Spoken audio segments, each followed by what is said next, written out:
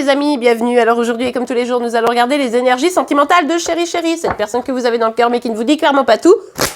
Allez, c'est parti. Alors que va-t-il se passer pour Chéri Chéri? Ouh, bon, ça bouge.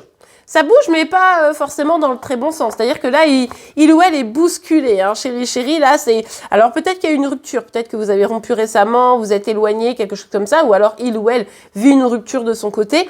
Ou en tout cas, quoi qu'il arrive, c'est pas une rupture, c'est vraiment quelque chose qui le bouleverse, qui vient un peu le secouer très fortement. Ça vient peut-être même un petit peu nuire à sa stabilité. Ou en tout cas, ça le challenge pour pouvoir rester bien stable malgré cette difficulté.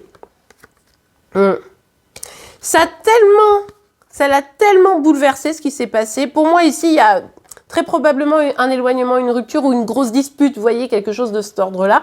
Ça l'a tellement bouleversé que là, vous allez vous dire, vous, probablement, donc en fait, il arrête de bouger. Donc en fait, il fait plus d'efforts. En fait, ça l'a rendu inerte. Vous savez, c'est genre, ça a fait une sorte de crise panique et pouf, il bouge plus. Et ben, c'est exactement ça ici. On a un Chéri Chéri qui essaye de se concentrer sur sa stabilité, mais n'arrive plus à avancer. Probablement que vous communiquez pas, il agit pas vers vous, parce que il est tout bouleversé, quoi. Ouais, regardez. Bon, là, on a clairement un Chéri Chéri qui morfle, d'accord? Qui morfle de cette dispute, prise de tête, éloignement, rupture.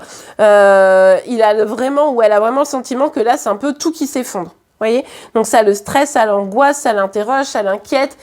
Il ou elle a probablement du mal à dormir. Bref, Chéri Chéri n'est pas au mieux de sa forme pour pouvoir affronter ça. Ok, on continue, on regarde.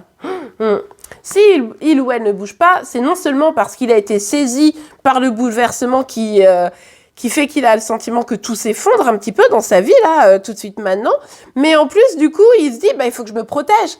Parce que là, j'ai tellement morflé, là, ça a été tellement dur que je peux pas revivre ça, parce que là, je me sens trop mal, en fait. Donc, je me protège, donc je n'avance pas.